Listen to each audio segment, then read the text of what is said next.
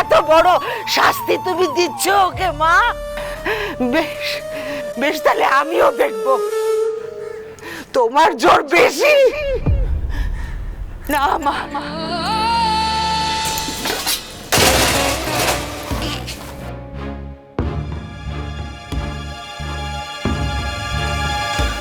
কেন মা?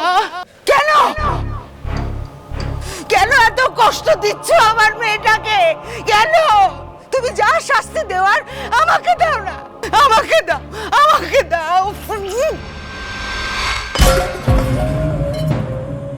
আমি যে আমার ছেলে মেয়েদের কষ্ট সহ্য করতে পারি না মা, আমি সহ্য করতে পারি না, আমি সহ্য করতে পারি না মা। এতবার অপমানের মুখোমুখি হওয়ার মতো কি অন্যায় করেছে আমার মেয়েটা?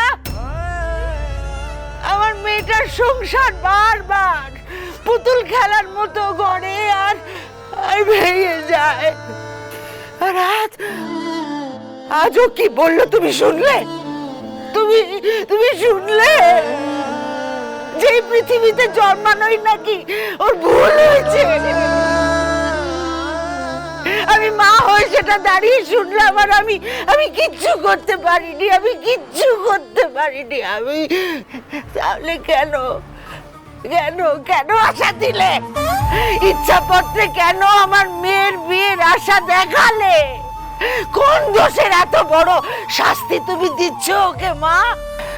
বেশ বেশ, তাহলে আমিও দেখব।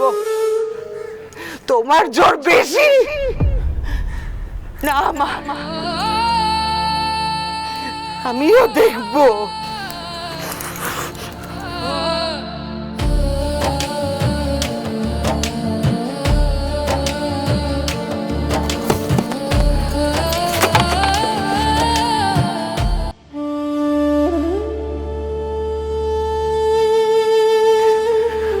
যতদিন না আমার মেয়ে ন্যায় বিচার পাচ্ছে আমি রোজ এসে নালিশ ঠুকবো তোমার কাছে, রোজ রোজ রোজ।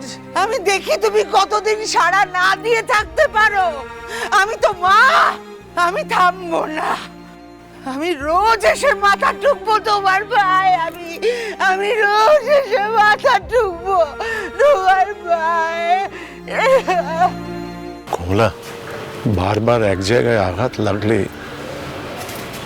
সে আঘাত আর বোঝা যায় না। আমার পল্লবী চুপ করে থাকার চেয়েও যে ঝড় ওর মধ্যে সবসময় চলে সেইটাই আমার চিন্তা। ওই যাকে ছাড়ো এসব। আমি তো মেয়েকে বললাম আমি ওর জন্য ভালো পাত্র দেখব। 32 বছর বয়স, এখনো সময় আছে, আরো ভালো ছেলে আমরা পাবো। তুমি একটু সবুর করো। দেখো, আমরা তো কখনো কারোর সঙ্গে খারাপ ব্যবহার করিনি। তোমার মা কালী নিশ্চয়ই আমাদের সঙ্গে, আমাদের ছেলে মেয়েদের সঙ্গে কোনো অন্যায় করবেন না,